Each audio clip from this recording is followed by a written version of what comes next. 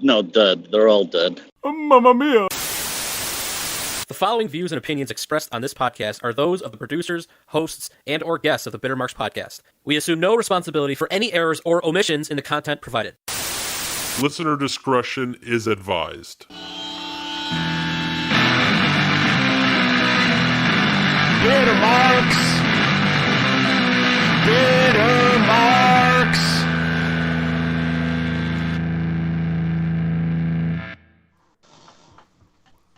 What's up, babies? Welcome to Bitter Marks! It's your favorite non-wrestling podcast. Coming to you every single Friday morning, BitterMarks.com, or wherever you get your podcast from.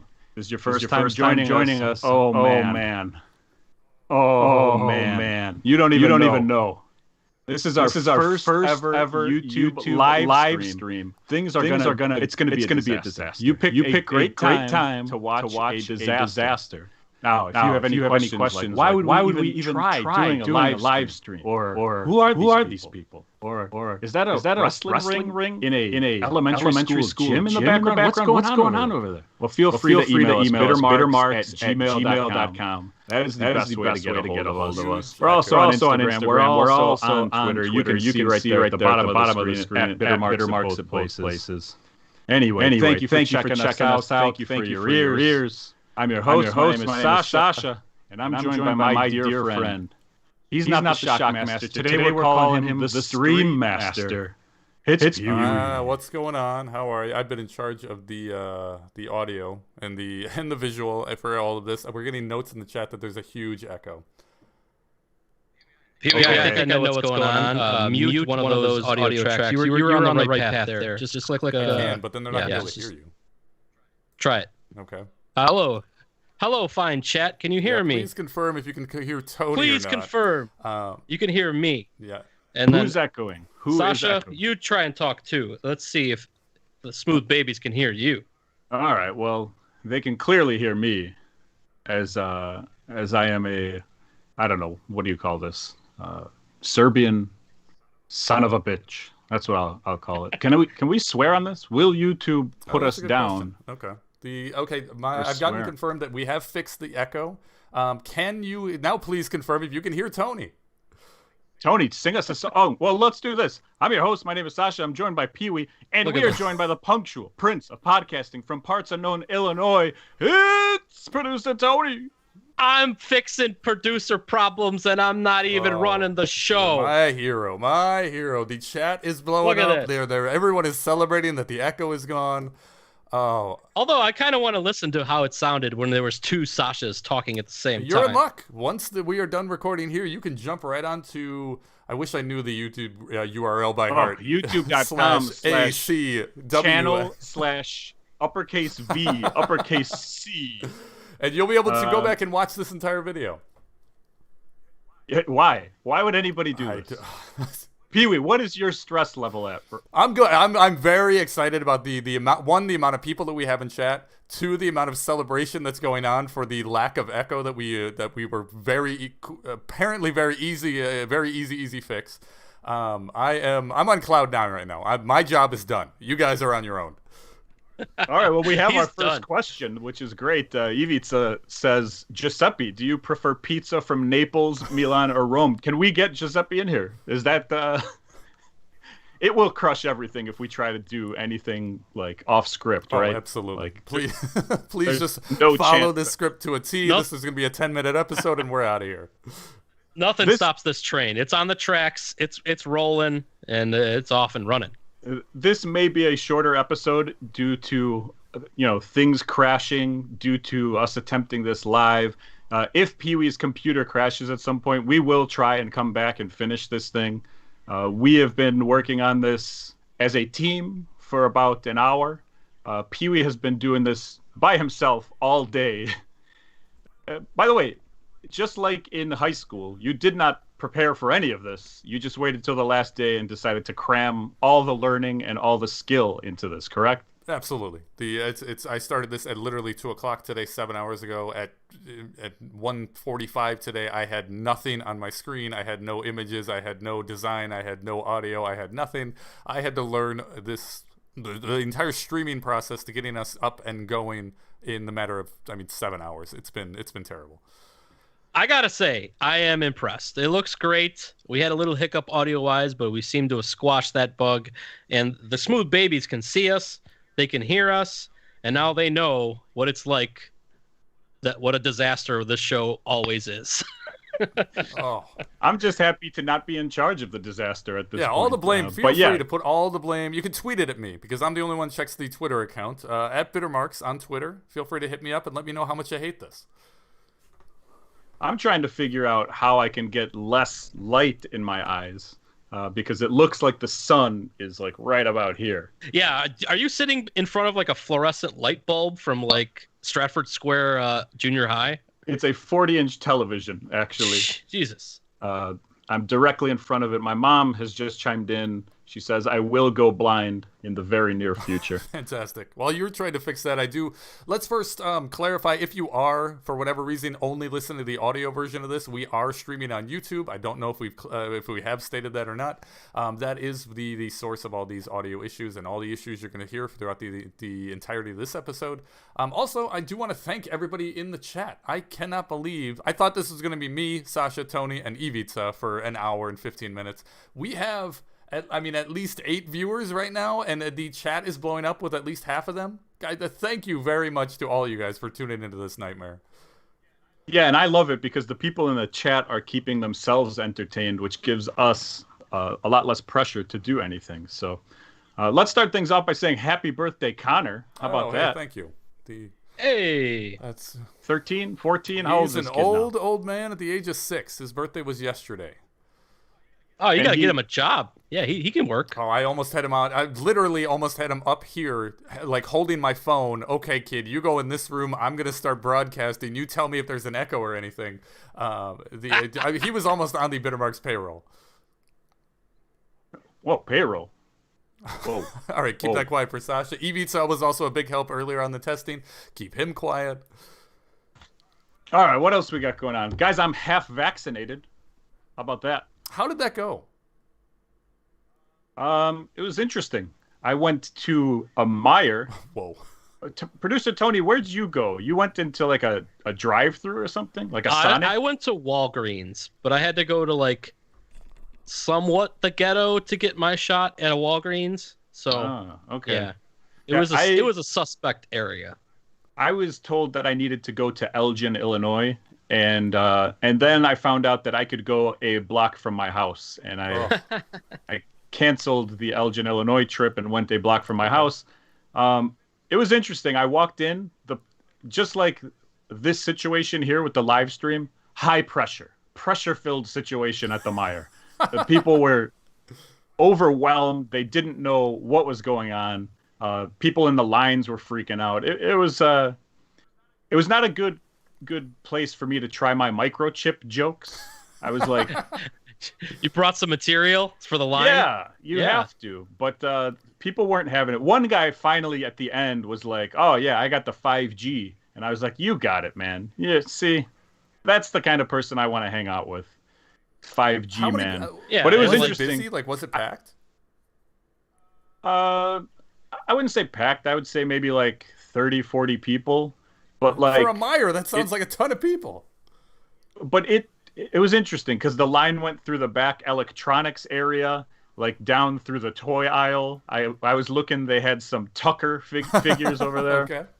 Okay. And then like it was in the garden center. Like that's where I got my life-changing vaccine. Okay. Was in the garden center of the Meijer, in a room with like 20 other people. And so I went and I sat down on my chair, and this lady's like reading everything off. She's like, do you have AIDS? I'm like, probably. Do you have, like whatever you have to answer? And she's like, okay, I'm about to do it. And as she went to go like put the needle in my arm, she goes, oh, there's a bee on your chair. And I look, and there was a wasp directly next to my arm. Oh, no. And so I got up because I'm a coward. I am a ran. I fear just that. A Sasha-shaped hole in the door. Yeah, and everybody got up and moved, right? Everybody was like, no, we have to like stay away from the wasp. It'll do its wasp things. We just got to get out of the way, Respect And the wasp at all times. the problem was everybody was afraid of it. So they had to call a guy, and that guy came, and you could tell this is the type of guy who has killed many wasps in his life. Like, he had no They fear have a wasp of the guy? wasp. Yeah, he just walked up. He had like burnt tan skin, and you feel like he has that skin even if it's like December. It's like that type of guy. Yeah. And he just came out, looked at the wasp, smacked it, and then stepped on it like it was nothing. And then he went back to work. Like, I would have taken a break. He just went back to work. And so then I got the shot, and then they make you sit in an area for 15 minutes, which you time yourself. They don't even time you. So we were like, sounds like chaos. 5 Yeah, minutes this is it's not, So when I got mine, both times when I got both shots, I went to the same place. Like, you know how at a Walgreens there's like the little pharmacy booth? They had like a little tent set up next to it, and like you just went in there, they gave you the shot, and like the first time the guy's like, yeah, you should probably like hang around for 15 minutes. If you feel weird, let us know. But I'm like, you're not gonna like watch me or anything? So they're like, nah, you'll probably be fine. great. So I'm like, okay, Great. well, I just left. I'm like, I'm not waiting. I'll just wait in my car, you know. And then the second time, like, she didn't say anything about the 15 minutes. She's like, you'll be fine if you survive the first one, you'll be okay for the second one. Really? I don't know that's how it works. And I just found out that Pfizer, which is the one that I got, is causing heart problems in 0.0001% of the population. Too sweet. That's the one I got too. Let's have the side effects Yeah, together. you guys are fools. See you in hell. Outside of that great news, my backup truck, since I'll give you guys a truck update. Oh, did I tell you what happened with my other truck? How the big truck is in the shop, took it to the Serbian people. Yeah, the Serbians have the I think big that's where we truck. left off. I don't think you've talked about any other trucks on this show. Okay. Went to go check out the truck situation because it had been about 5-6 days. And they're like, oh yeah, half of us got COVID and we are very far behind. Great. Were they blaming your truck for the source of the COVID? No, they're Serbians. They don't believe in COVID. They were totally understanding of it. I was not understanding of it. But yeah, so it's still in the shop. It is now, I mean, I don't even know at this point. It's been a month without my big truck. But my little truck, my backup truck, which I am doing twice the work for half the money still, like consistently. Yesterday I worked for 6 hours. With my other truck, I would have been done in an hour and a half. No. It's beautiful. Right, harder, not smarter. That a boy. And then that truck died as well. Oh no. They both did? So now you're just out. So what are you doing? Well, so I had to fix the other one. Luckily, it wasn't anything major. It was overheating, like while I was driving and stuff like that. And I pulled over. A little drain plug had popped out of the radiator, which I didn't even know the radiator had a drain plug. So it's just draining all over the place? Yeah, and it had broken off. So I had to get another one, jimmy it in there. That sounds like a decently easy fix, though. I'm just imagining Sasha on like a Razor scooter towing behind his a load pallet that should have been in roller one of skates his to two duct tape broken to it. trucks. Yeah, exactly. It's been a disaster. You guys want to talk some wrestling or what? No. I mean, the quick answer is no, but I guess we have to, sure. What do you want to talk about? Mickey James, or you want to do some you didn't knows? Start slow. Go with the Mickey James stuff first. Okay. Producer Tony, I don't think you even know who Mickey James is. This is not the cousin of Casey James, but a longtime WWE. I guess she started when it was Divas. Yeah, Is she that had fair to to be in the Diva era. I think so. Probably one of their most illustrious champions, like 5 or 6 time champ or something, I would assume. I don't know. Been around a long time. Very good wrestler. She was in Ohio Valley Wrestling back in the day. So she got fired. She got canned. With everybody else that got fired like last Thursday, right? Yeah, like 15 people. So Chelsea Green, who is the fiance of your boys, Matt Cardona and both of them, right? Yeah. Both of them, yeah, and Brian Myers. Who else? Tucker, our boy Tucker got fired. Otis is safe for the time being. Thank God. I was worried. Who else? The Iconics. Oh, that's the big one. The Iconics, the only true tag team that the women's tag team that the WWE had. Screw it. The only true tag team that the WWE Right. had. And they got rid of both of them, and hopefully they will be appearing somewhere. I don't understand that. I know that's not what we're talking about now, but I don't understand the decision on either one of those. Yeah, worst decision ever. One can talk like $1 million, and the other one is an excellent worker. And together, they were absolutely fantastic. I get it. I get it with Tucker, right? Sure. Tucker. Okay, sorry, Tucker. You didn't get over. Otis got over. They weren't doing anything, and they weren't even trying with Tucker. So sure, let him go. Let him go try something else. But with Peyton and the other and Billy Kay were both on television like the night before the releases. Like they were all on TV at least that week. And Billy Kay had been bouncing around from angle to angle. Peyton Royce was getting her singles push, and then out of nowhere they just released both of them. I don't get it. I don't get it. And so Mickie James, who's been with the company since, I don't know, she started in 2005. I'm sure she went to TNA and came back at some point or whatever. But she was obviously with the company for a very long time. She tweeted out a picture of how she got her belongings. The WWE decided to send her a trash bag full of her stuff, which I don't know. Like, does she have a desk? I couldn't figure that out either. That? It's not like they have lockers. They're in different buildings every week. I don't know where the stuff came from or what was in the bags, or I don't know. Unless it was only like paperwork that the office had. What personal belongings would she not carry with her wherever she went? Yeah, and you think a folder would be good for, for right. paperwork. Or an envelope, yeah. I don't know. No, garbage bag. That's the best filing system you can get. Well, apparently they've done this filing system to many people, as a lot of the women who have been fired from the WWE, Gail Kim, Maria Kanellis, Jillian Hall, and Chelsea Green, who had also been fired at the same time, they all shared similar stories of getting the trash bag full of stuff. And then, to make the story even weirder, the guy who was in charge of sending the trash bags of stuff, he got fired for sending them trash bags of stuff. And he's been with the company for a very long time. He was the former head of talent relations for years, up until recently when they brought back, what's his name? Johnny Ace. Yeah. The guy that you're referring Jim to, Laurinaitis. his name was Mark Carrano.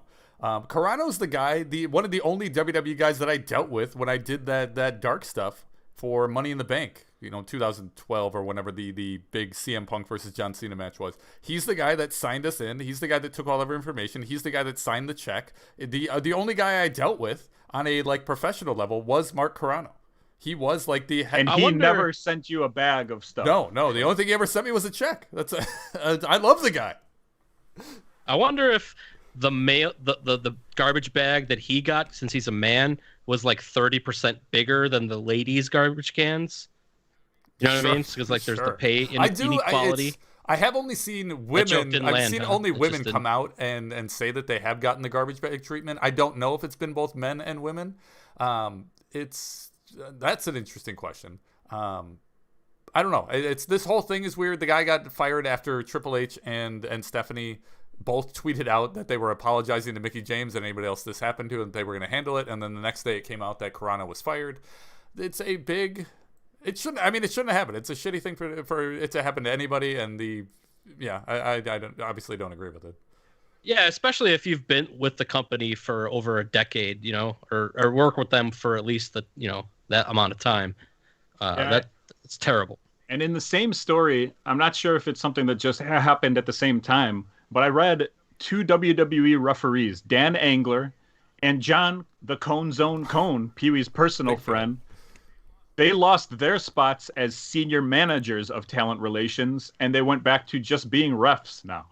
And I don't know if that had something to do with the whole bag situation I don't know. or what. Do you have an update on that? I don't, but I did want to ask you, is life fair for referees? Oh, God, no. We don't get any of the credit. I will say I don't know about the other ref, but I do know specifically that John Cone, later they redacted his resignation for the talent relations. He's now, I believe he's the senior talent relation guy there now. No, refs don't get their fair shake. But that's also the point. They're supposed to blend in. They're supposed to be forgotten about until it's their time to shine in the middle of the ring. I'm fine with that. Let them get forgotten about. I saw a great picture of a indie show this past weekend where one of the referees had a curly mustache thing. One referee had like a large red afro. Oh, yeah. Like they all had their own distinct looks, and I'm like, Peewee is going to be pissed if I send him this picture. There was a ref in Oshkosh that, and this we might be talking about the same ref. I saw him that he did do some shows for AAW. Are the pictures that you're referring to from AAW?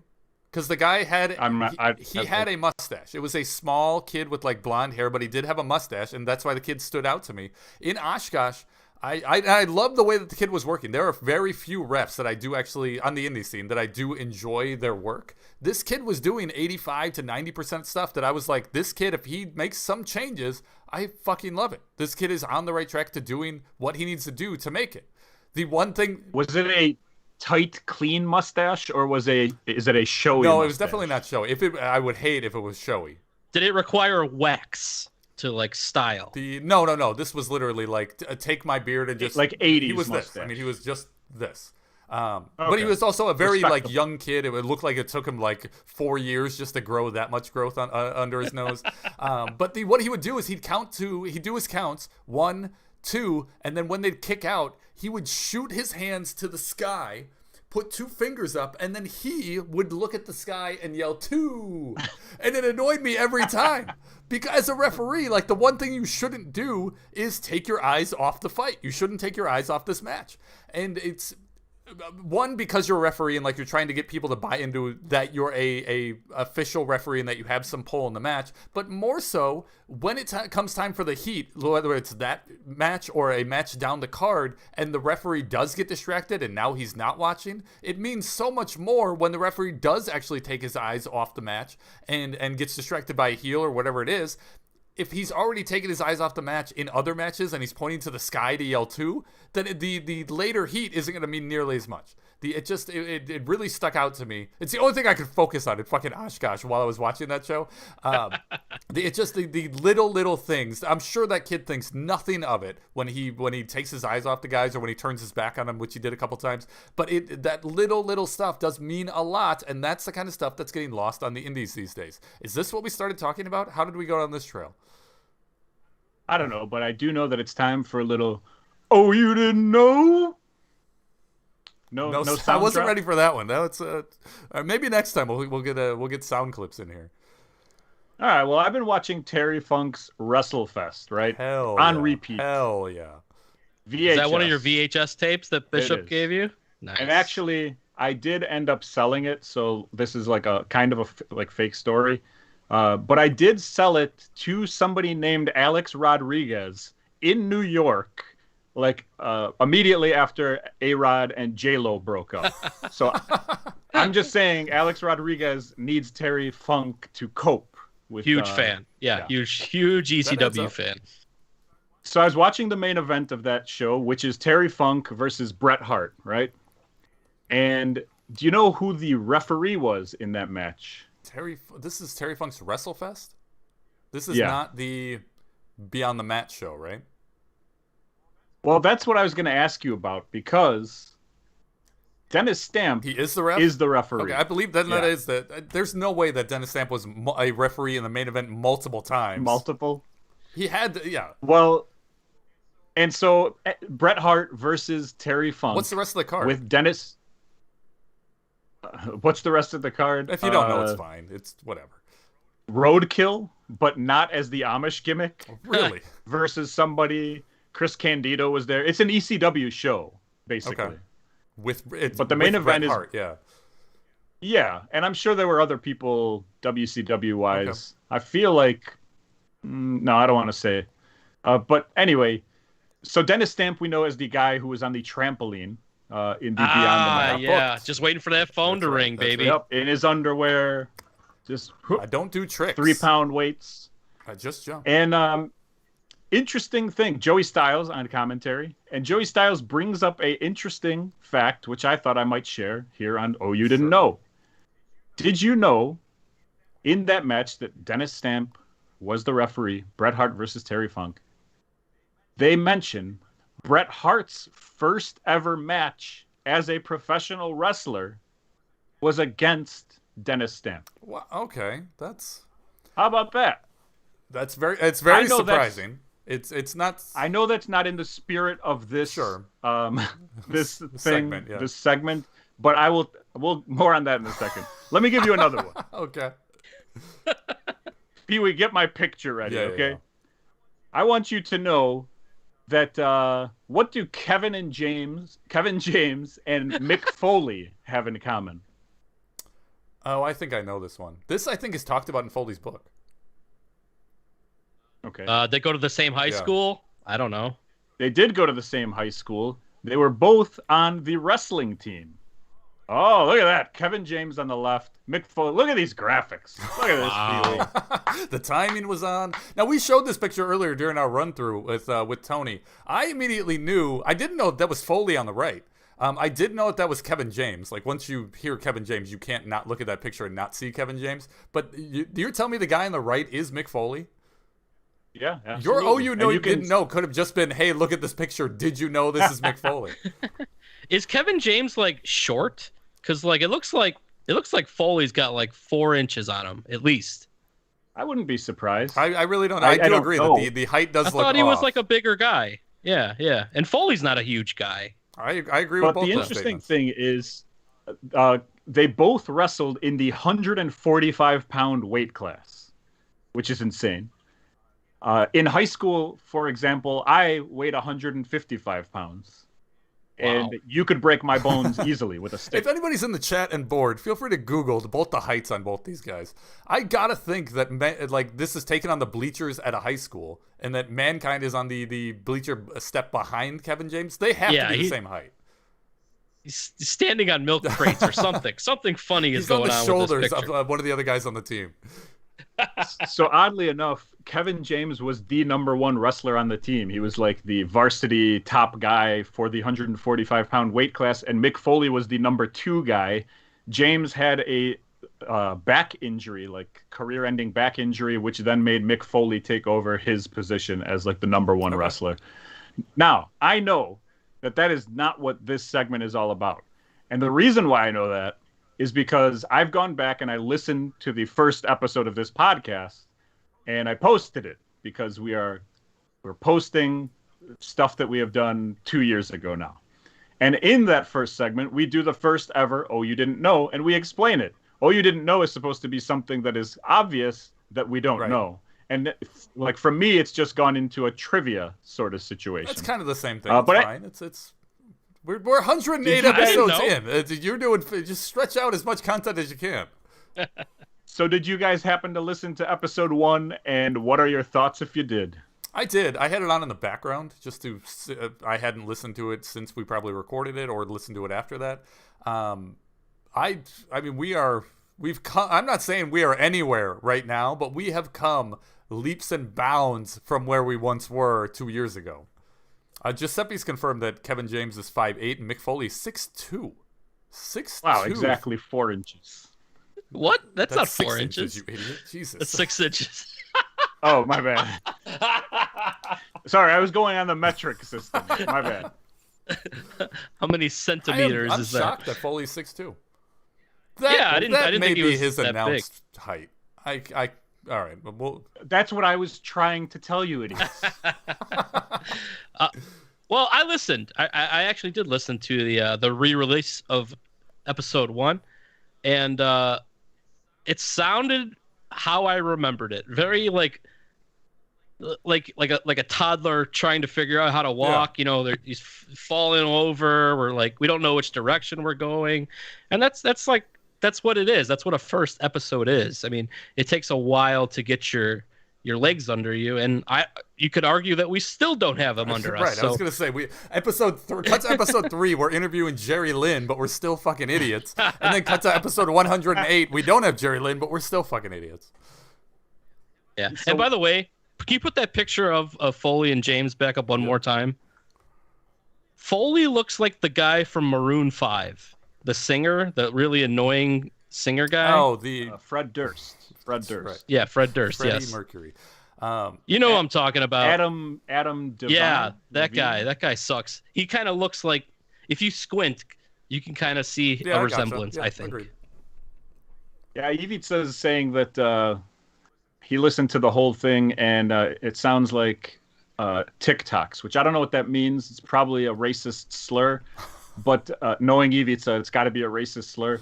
I definitely do believe that I've gone through some sort of puberty in this show's history, as I sounded very tired and very like quiet and whatever. Like we all know I speak slow and dumb and poorly, and I can't tell how many inches. Yeah, you're not very good at math, I tell you that. Yeah, and so whatever. What I'm doing here is I'm going through. I'm listening. I'm editing out important information, like the times when I give out my social security number and things like that.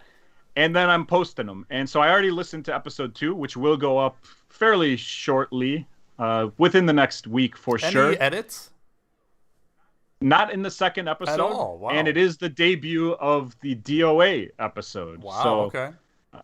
And then, of course, the Jerry Lynn interview will be coming up very shortly after that. But I'm going to try and do at least one episode per week. Like, we'll have one new episode, and then we'll have one flashback episode. And we'll see exactly where we go. We also have a limited amount of space in our podcast server or whatever you want to call it. Yeah. So I'm kind of putting them in as low quality to make it just an even worse listening experience for people. Low quality, just like the quality of the podcast. Oh, I do have a prediction update here. You guys remember prediction updates? Oh yeah. We did one this weekend, and it was a tragedy, actually. In fact, tragedy is not even going light. It was absolutely a tragedy. Okay. The show was Rebellion, the TNA Impact. Impact Rebellion. Yes. Not My TNA. question is, when was TNA this show? Years. Because Sasha asked for predictions at like 8:00 on Sunday. Half of the card could have been over, and I wouldn't have known. 100% sent the prediction request after the first match had ended. Okay. Yeah, it was as the first match was ending. However, I did give you guys my actual pick for that match, and I was wrong. So there were no shenanigans.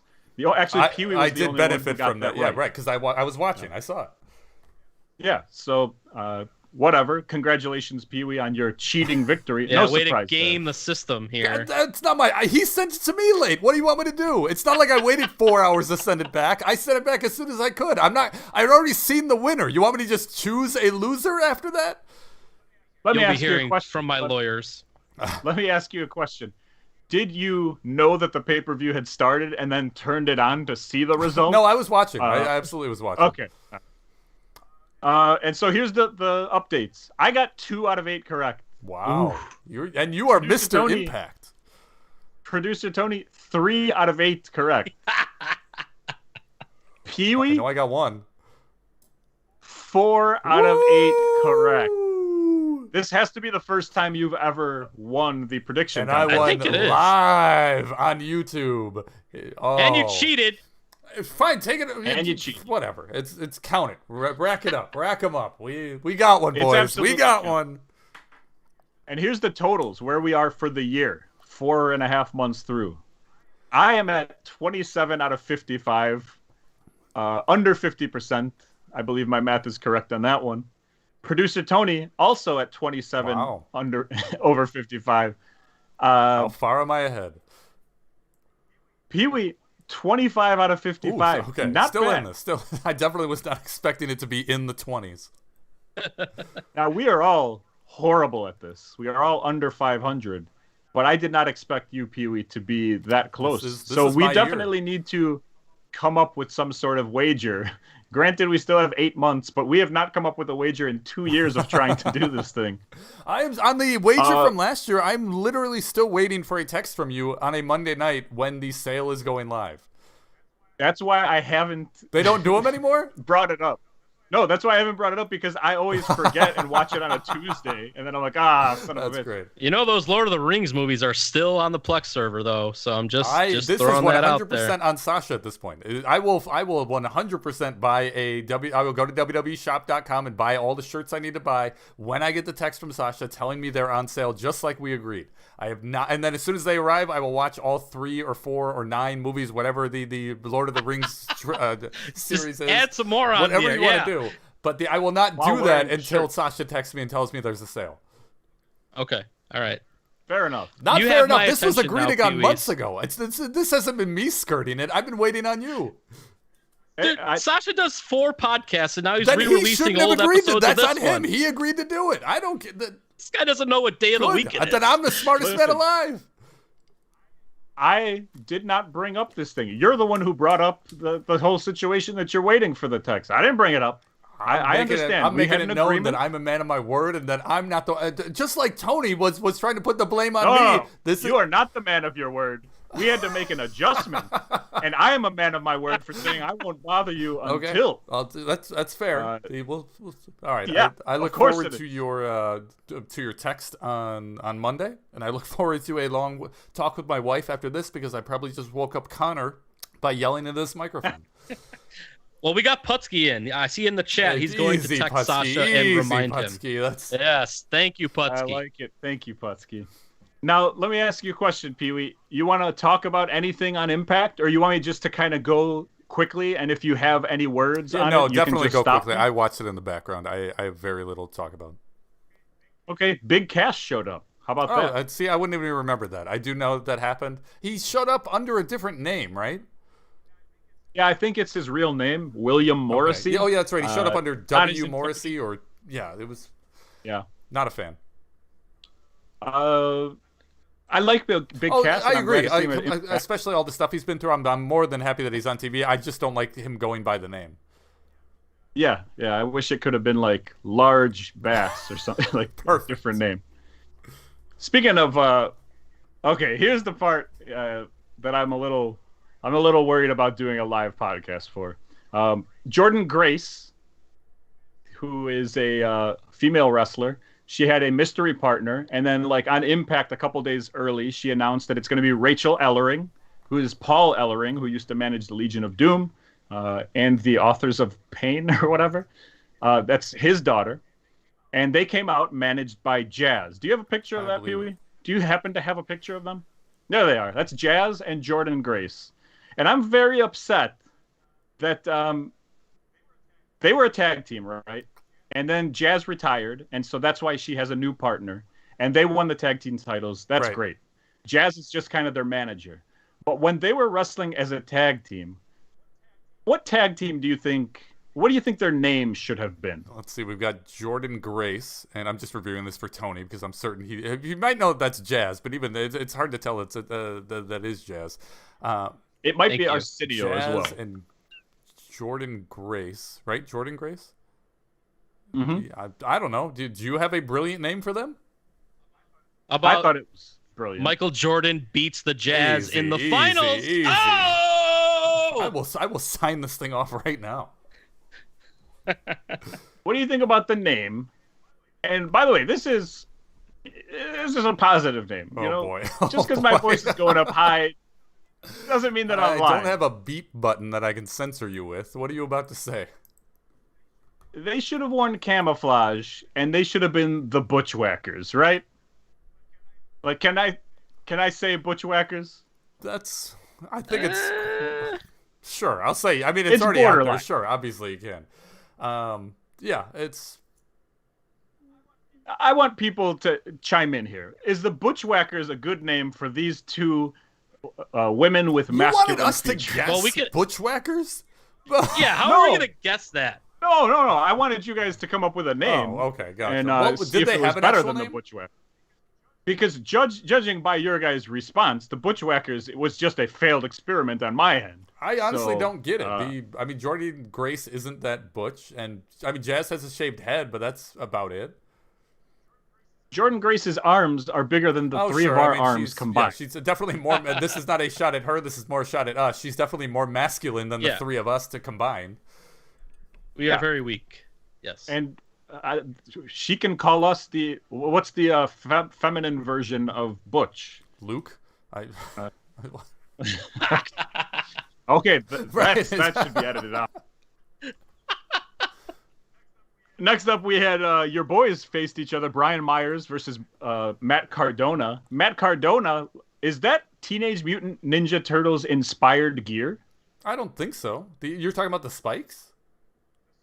The spikes and like the color. Look at his nutsack. Maybe the or his color tape. on the nutsack. Sure. But the spikes, I don't believe are the spikes. It's not like some sort of like heel in Ninja Turtles, like Bebop and or Rocksteady. No, and I mean I've heard him talk about this gear specifically. No, it's a gear. It's based on LOD and. Yeah, I was gonna say it's Road all Warriors. LOD. It's not. Yeah, and the Nasty Boys. But the Nasty Boys was the other one. Okay. Just because Okay, I see the Nasty Yeah. Boys thing. But the reason why I asked was because it seemed like they weren't like pointy. Yeah, I mean they're not LOD spikes. They're more like he called them like Yeah. dinosaur spikes, like dinosaur bones. So like the TV show Right, Dinosaurs. not the mama. You got it. not the mama. But no, That's what he's trying to it's the say. same color palette, I guess. But his colors are already. I don't want to stick up for this guy anymore, man. It's. I talk about this guy enough. Well, that's hilarious that you don't want to stick up for him. You recently tweeted something very nice about him. Do you want to go do you over have that? the tweet handy? I don't have the tweet handy, but you said something like, "Big shout out, thank you for the kindness and blah blah blah," because of Matt Cardona, because he sent you a autographed picture. Yeah, we don't spend a ton of time shirt? on this, but when I went to that Oshkosh show in the middle of nowhere, Wisconsin, last week with Steph and Connor, on the way up, I stopped by Pro Wrestling Tees. Did I talk about this on the show? That I had to stop at Pro Wrestling Tees? Yeah. Cardona needed shirts for Chelsea, who had just gotten released the day before. I volunteered to pick him up. I picked him up and then drove them up there. I picked up 2 shirts. He threw one into the crowd on Saturday. He wore the other one the night before at the live podcast. And then we lived out the rest of the weekend, blah, blah, blah. Wednesday comes and I get a message from him just going, he just said, no, nothing else. He just said, hey, send me your address. So now I figure something's up. Like he's going to send something. I was expecting an 8x10. I was expecting something. So, but not expecting is probably the wrong word. I was not expecting anything. He didn't owe me anything. I thought we were done after he gave me a fist bump after I gave him the shirts. But he asked for the address, and I knew he was sending something. I was shocked when I got the package yesterday, and I opened it up, and it was he autographed the shirt that he wore at the live show on Friday night. Also had Chelsea, who it was Chelsea's shirt, had her autograph it, and then he sent it to us. I put it on Connor, had him take a picture. We tweeted it out, and then the tweet that you're referring to, I tweeted, the generosity and consideration shown by Matt Cardona and the rest of the Major Pod Network is second to none. If you haven't already, consider checking out some of their podcasts. Thanks again. And then I put a picture of the shirt and Connor. Just cool. Showing. I've got. That's I awesome. can show it to you guys over here if you didn't see the tweet. But I just thought it was a cool thing to do. He didn't have to do that. I was more than okay with just delivering it and just doing him a favor and just being done with it. And I just thought it was a very cool thing to do. So if you think that I'm a kiss ass for tweeting out and thanking the guy for doing something he didn't have to do, and honestly, to me, the shirt means 10 times more to Connor than it does to me. I'm not an autograph guy. I you know what I mean? When I met these guys on Friday and they did a big autograph session, I didn't get their autographs. Like, I'm just not an autograph guy. So when I got the shirt, I was much more excited about the showing of appreciation and the gesture than I was that it was compared to it being an autograph shirt from the show. If Connor wasn't so attached to this thing, I would 100% sell it. I'll grab it real quick. Fill some time. Yeah, I just thought it was a very cool thing of them to do. Yeah. Peewee's story was obviously a good story last week. Does it smell like baby oil or? This was worn at the live show, not the wrestling show, so it's fine. He wasn't smells greased like up Pabst. during the No, podcast. the other shirt, like I said, there were 2 shirts. The one on Saturday got thrown into the crowd. The guy sitting next to me actually caught it. I was sitting down at the time. Connor yelled at me. He's like, "Why aren't you standing up? You could have caught that." So I could have, theoretically, if I was standing, I could have come home with both of these shirts that I brought to the show. But that shirt, the reason I bring that up is because that shirt, he was the guy who caught it was one of the guys we were hanging out with. He wanted to get the shirt signed afterwards. He couldn't because it was drenched in baby oil and it would not dry. The next day, he tried getting it signed, and it still was too wet to get signed. Too wet to get signed. I think we got an episode name. I think we got it. So yeah, I was shocked by the mail and very, very much appreciative to Cardona for doing that. Didn't have to do it. And Brian Myers ended up beating Matt Cardona. And then the final match of the night, Kenny Omega won the Impact title and the TNA title, I guess. he has all 3 titles now. He beat Rich Swann, who's Impact's champ. Rich Swann wears 2 titles, even though he won a match to unify the titles. They still have 2 belts. And also, doesn't Omega also hold the AAA title? He does, and that's not the one that he was in all the pictures with. So there will be a picture with even more. So he will have 4. On a wrestling point, a historic weekend as far as the combining of all these promotions into one. I am curious to see. This can't last forever. All these promotions working together. With TNA is now working with TNA is sharing a champion with AEW, who's sharing a champion with AAA. At some point, somebody's going to get pissed off and want out. How do you separate these belts now? You give them all to a New Japan guy, I think. I think that's what happened. Just keep sending them around the world. Okay. We had a very interesting email that came in, and I sent this to you guys, and I feel like you were a little bit shocked to get this email. And it wasn't in a bad way. Like, it wasn't litigious, which this was the best communication we've gotten. That it didn't give us the biggest reaction. Overall, but it definitely gave us the biggest positive reaction we've ever gotten from an email. And I knew that it wasn't going to be something that pans out because I know this podcast. Sure. But it just was a cool opportunity. And basically what happened was we got an email from somebody that said, hey, we're interested in your show. We listened to your content and we are interested in doing some sponsorship. Can you send us some information about your podcast? And the company that sent us this fits right into this podcast, because Huevos de Oro, he needs something to help him keep those huevos oroed. It was Manscaped, a legitimate sponsor of every podcast on the planet. Yeah. Well, all the content creators out there are sponsored by this product. How awesome is that? I was in shock.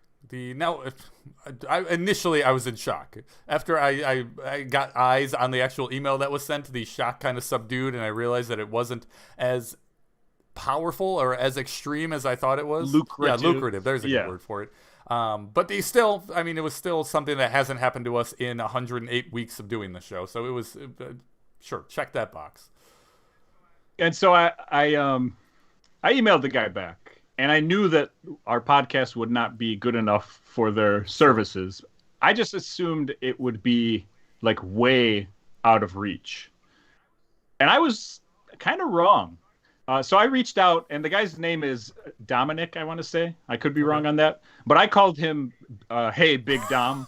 Of course. Start off on the right foot. Yeah. Smart. Well, look, if he's going to really want a part of this podcast, he's going to have to deal with the people on the podcast. He's going to get the true us. That's smart. Okay. And so I was like, thanks. Here's the information that you're requesting from us, but I want to know about you. Well, I want to follow you on your Twitter and Instagram. I want to keep in touch because I know that you're not going to be interested in sponsoring this podcast. But in the future, who knows what may happen. And he did respond, and he was like, you're right. Your podcast is not good.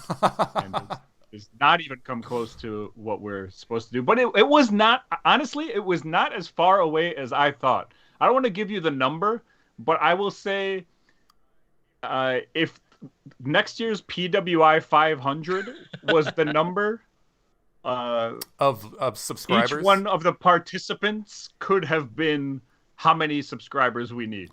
Okay. So I'm giving you the very clever, very clever. Way to skirt around that. Nicely done. Okay, so we're getting there. We're slowly, and when you say that number, that has to be like subscribers on our social medias combined. It has to be listens per episode. Listens per episode. Guys, if you're listening in the chat, I know there's 10 of you right now, but please, on your phones, on your computers, go buy other phones. Take your call your mothers, call your take your parents' phones, start downloading and listening. Do they have to download it and listen, or just download? I think just like stream it. So if we can get everybody we know and their family members and friends to do this for the next, let's say, 6 months. On a weekly basis. Absolutely. We might be able to get free ball shaving equipment. Now, I don't know how many, But I did are we think sharing that we one? should. How many balls or how many? Hold on. Listen, I cannot legitimately answer how many balls you guys have. I have, I don't know. I don't know your situations. But Manscaped does. And so what I wanted to do here was give the people at Manscaped a little taste of what they're missing out on. Ooh. And so I figured, I don't know if we're allowed to say, do Manscaped commercials. Giuseppe's in here, right? He can probably tell us whether we should or should not make fake commercials of real companies. Do we need to give him a fake name? I think we should go with Ball Scrape. Ball Scraped. But Okay, I like that. If you trip up and you say Manscaped, I will not be upset. But you want to start us off, Peewee? You got a little taste for our bros over at Manscaped? Ball Scraped Big ad? Dom, this one's for you. Sure. I mean, it's sure. This is not going to be good, but sure. All right, my name's Peewee. As you know, I co-host the Bitter Marks podcast, and I have been in the wrestling business for years. And during my time on the road of traveling the roads and doing multiple wrestling shows, I had one problem that I faced every night in hotel rooms. That problem was hair. Every night I would come home and my arms would scratch up on each other. My arm would scratch up on my chest. My legs would be extremely hairy, and I needed a solution for this. Now, my first solution was just to shave it off. But the shaving leads to stubble. You don't want the stubble because that's when you start scratching. No. Not only do you scratch yourself, but you know who's going to be complaining is your wife. Because you go to hug your wife with the scratchy, stubbly arms, she's not having it. And now you're out. You've got stubbly arms, and your wife won't touch you. If you want your wife to touch you, all you got to do is use promo code BitterMarks on ballscaped.com. They're going to give you 10% off your first purchase, and then 5% after that. So yeah, ballscrape.com. Get your wife to touch you again. All right, not bad. For on not the fly, bad. That was fine. Yeah, deal with it. I've been doing this shit all day. That's pretty good. All right, I'm gonna go through mine. Mine's about 20 minutes. So Long strap form. on in. Yeah, it's a long form piece. So I was walking through the mall the other day, right? A mall, unbelievable. And the reason why I went to the mall was to get my phone fixed. That's right. I'm going to a mall to get my cellular telephone fixed because I was expecting a call from an important friend of mine. His name is Steve Cam, and I wanted to make sure that the phone was going to be good. And then my phone rang, and it said scam likely. So I assumed it was Steve Cam. I could not confirm, but it did say it was likely Steve Cam. And I said, all right, let me answer this phone. So I pick up the phone. I answer the phone. Steve, what's going on? And before he can answer, I get attacked. I am mugged in my own home mall. They take my phone. They take my wallet. They tear up my shorts. They take my shoes. I'm sitting there on the ground. And all of a sudden I look up. And the old woman who's robbing me looks at me. And she looks me in the eyes and she says, hey, I feel bad for you, young man, because you don't know how to protect yourself. And in fact, I want to give you an opportunity to get your stuff back. But you have to prove to me that you have the smoothest balls in the county. And so I say, what did you say? And she says, I want to know that you don't have fuzzy nuts.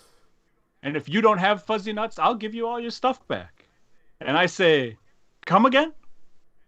And she says, if you prove to me that you can paint your taint and it doesn't make you faint. And I said, lady, that doesn't even make sense. The other ones, I get the point. If I'm nicely trimmed and manicured down south, she's going to give me my stuff back. And I couldn't show her. You know why? Because my balls look like the comic character Kathy when she's frazzled. She's like, ack. My balls look like Carrot Top running a marathon on a humid day.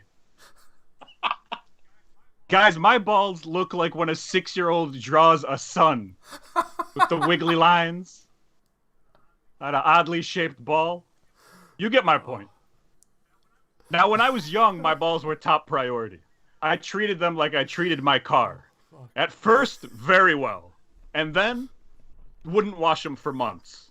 Months at a time, I'd go without washing my balls. And then finally, I'd be like, I got to give them a deep clean. But you know what happened? Now there was permanent dirt on them. Dirt that you just can't get out. But I tried to keep them clean down there. But now that I'm in my 70s, my balls and their ball hair do whatever they want. They look like tumbleweed, or like 2 miniature Willie Nelsons, or like moldy oranges, you know what I'm saying? But not anymore, because Ballscaped is now offering hilariously named machinery for your chair clappers, like the Don Gere tractor to deeply trim your hedges. The Bushwhackers Nuke and Bush, a machine that creates artificial licking on both of your balls at the same time to create smoothness. Sign me up for that. And the Taint Blaster 3.0, which after you use it once, well, you guys know the slogan. Say it with me. It makes sure there ain't no maintenance on your taintenance. That's right. And if this kind of stellar technology wasn't enough, use the code BLACKMANBALLS. I'm sorry, that's Blackman Balls, as in Steve Blackman Balls. And they will charge you an extra 20% on your order. In conclusion, avoid the malls, don't answer scam calls, and shave your balls. Ball scrape. Wow. Amazing. Oh, poor Goff Amazing. coming into this mid ball scrape promo. That was nicely done, man. If you're in the chat, please. I'm not saying give it up for Sasha, but please encourage him to share his stand-up stuff with us. That was very, very fun. I don't know, Tony, how you're gonna top that. Wait, so who is this for? Ball scraped. What do they do? I have to shave my own balls? What do I pay Pat Patterson for if I gotta shave my own balls? Hey, Pat, come here. You're fired! Anyway, when I need to trim the old vinsticles, I reach for the only product that can handle these crinkly demons. Ball scraped. Respectacle your testicles. Oh, the best part, nicely done. Absolutely. I'm definitely clapping for you as well. The best part about that is Tony complained earlier that he was practicing this out loud at work and had to do this in front of his coworkers. Oh. Yeah, somebody might have walked past my office of me reading that promo in Vince voice, which is going to be very strange next time I go to the water cooler at work. That's for damn sure. Done. Well, thank you to Manscaped for reaching out, and I'm sure we'll be hearing from you again shortly. Now let's hit up our emails. We got a couple emails this week. Actually, we got one last week. Our dear friend Ivica at Kim Jong-ilmatic on Twitter, he emailed us right before the show last week. Peewee then reminded me about it. I wrote it in the notes, and we still forgot to read it. And his email is simple. It says, "Dare I suggest" is the subject. And in the body of the email, he wrote, "Dead or Alive, American Gladiator Edition." Oh, damn. That is a solid. great idea. We will be doing, I want to say here towards the end of May will be the next Dead or Alive. I got to get it all, situated and whatnot. So we'll definitely hit that up, Ivica. And then we got an email from Chris in Milwaukee. Chris says, "Sasha, it's your old pal Chris, a.k.a. Private Area," speaking of ball scraped, a.k.a. JoJo Justice. It's really cool what you guys have done. I watched the old matches you have on YouTube. I dug into my old High 8 camcorder tapes and found a few matches. I also found a practice match from camp with me and you. Let me know if you want some old footage. I'm still friends with Steve, Major Payne, and I have recently gotten back in touch with Ryan Rogue. I think I know where to find Matt Longtime. Oh, we can make that happen. Chris. Absolutely. Oh, that I love that email. That it was a great week for emails. With that combined with the Manscaped email, I love that Chris reached out to us. I would love to get a whole. Is his last name? Does it start with a J? Was that in the email? I don't believe Okay, we had a so. Chris J in the chat, and I didn't know if that was him or not. Oh, maybe. I don't think Okay, it is. that's fine. Either way, but- if we can, I would love to talk to the guy. I would love to get him on this fucking podcast. If we could talk to him and get some Randy insight from, because he worked for Randy well before you and I did. Okay. Yeah, so for those who don't know, Chris actually, he's a wrestler. Oh, yes. I worked with him 20 Please years break ago. this down, Peewee yeah. worked with him. He was an awesome guy. And the reason why he found us was probably searching his own name because I posted one of his matches Right. on YouTube. And he watched it with the Ryan Rogue stuff. I actually responded to him today via email, just letting him know, like, I don't, because he didn't mention you, Peewee, so I don't know if he knows who you are I doubt or not. it. I would Because assume that. even if he said Johnny Swift, I don't know if he would know. I mean, I told him Johnny Swift. I said Dan. I think he would know just by and- the look of me, but I'm a ref. You know what I mean? Like I never. Yeah, refs aren't important, Right, as we know. We already discussed this, right? If he remembered me, I would imagine that he would remember you. And I brought up Putski as maybe. well. But I mean, it was so awesome to hear from him. And I told him, I was like, yeah, Peewee talks to a long time. We talked to the twins. I run. Into, I talked to Brandon. Yeah, you talked to Brandon. I run into Ryan Rogue like once every 2 years. Yeah, it's unbelievable. So I told him, I said, like, when things get back to normal and we are like in person, I'd love to do an in-person Great idea. podcast I'm not even... with him and with Steve. Like, we're gonna need a lot more of these bubbles if we like bring people on in here. But so I'm waiting to get a response from him. But yeah, it was just so awesome to hear from someone from 20 years ago who like remembers us. Yeah, or at shocking, least me. Yeah. Like, a guy that we thought we had no impact on at all. And not say we had a big impact on the guy, but the fact that he even remembered us remotely, or you even remotely, is shocking. It's awesome. I've seen a long time like 5 times since then, and every time he like reintroduces himself like we've never met. He does the same to me. Well, guys, I think that's it for the pod. I think we did it. We are still streaming. We are going strong. It has not crashed. We've made it to the end. Nothing is on fire. We made it the whole. I'm in shock and awe. Yeah. Same.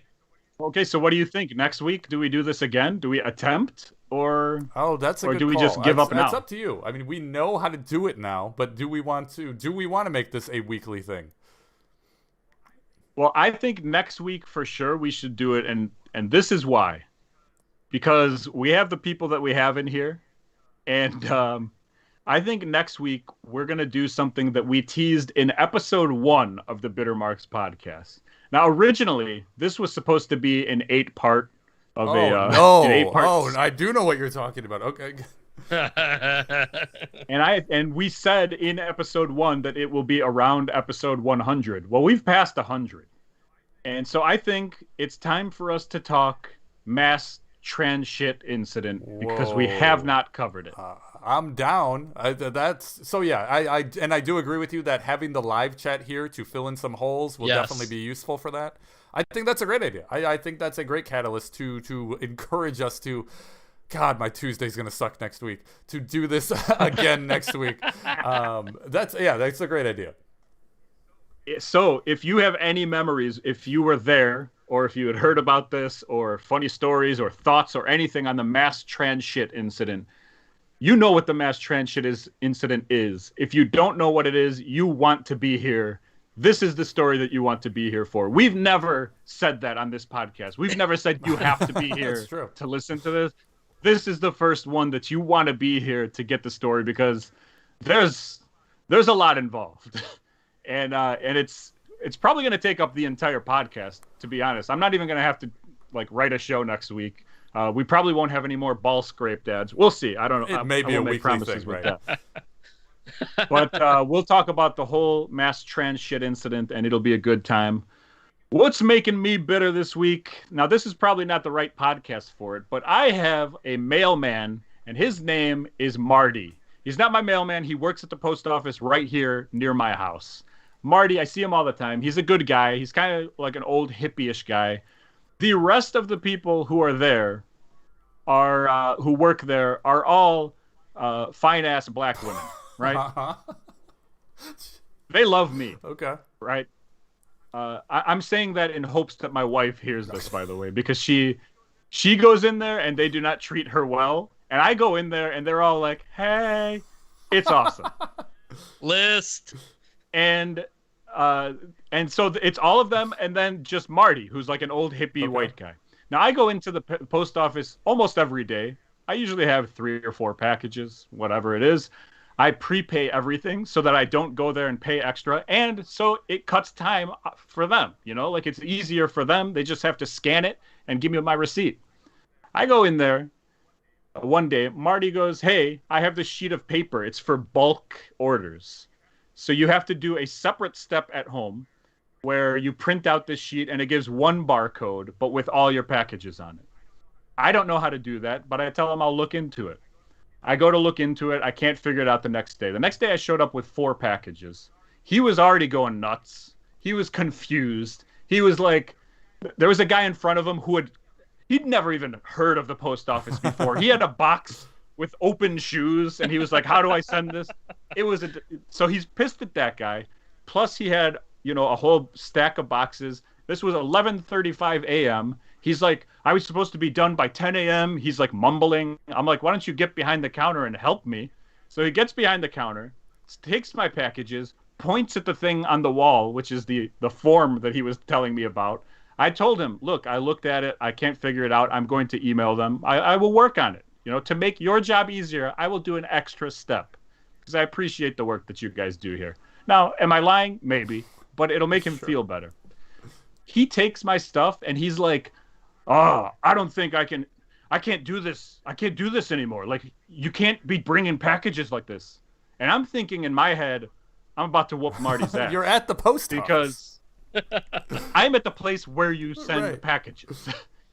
And so he takes my first package, slams it on the counter next to him for no reason, and then scans it.